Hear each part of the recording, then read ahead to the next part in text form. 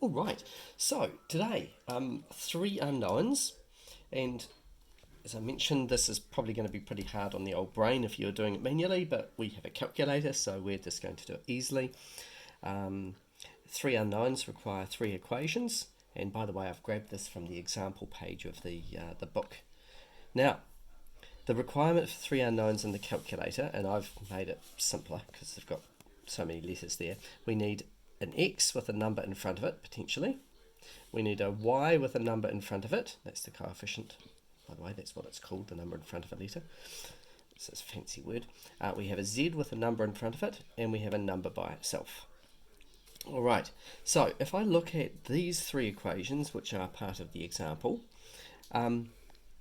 equation number 2 has an x with a number in front of it, a y with no number in front of it, so that means it's 1y, and a z with a negative 3 in front of it, and a number by itself, so it's in the right format already. So that's all ready to go. This one here has a negative 3, a positive 4, a positive 7, and a negative 7, so that's ready to go. But if we look at equation 1, it's all in the wrong format. It's got a number in front of the x, which is, technically 1, but all the other letters are on the wrong side. So we're going to readjust equation number 1. So x will stay there. Put the equals over here.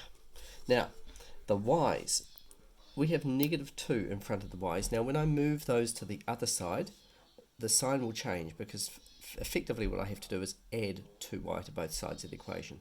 So you can get quick at this, all right? So when you move an unknown to the other side of an equals, you just change the sign of the coefficient. All right, so the negative 2y will become positive 2y when I move it to the left-hand side.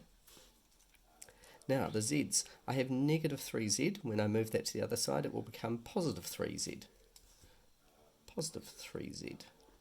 And the number by itself remains on the right-hand side of the equals, and that is negative 5. So equation 1, the new equation 1, looks like that. So let's look at the numbers that we're going to put in our calculator.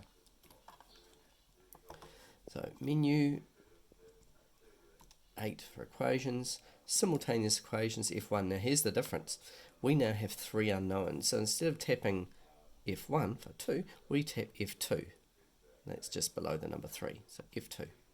Whoa, look at that box. But anyway, it's not too bad because we just go ahead and do it. So equation number 1 is this one here.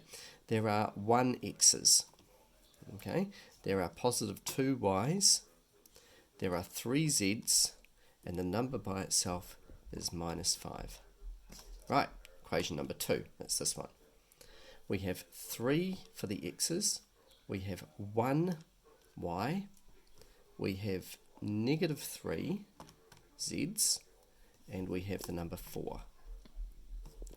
Next one, we have negative 3 x's, 4 y's, 7 z's, and negative 7 for the number. So that's the equation series written in there, and now all we have to do is solve, and we get the answers like this. So x, comma y, comma z equals negative 1, positive 1, negative 2.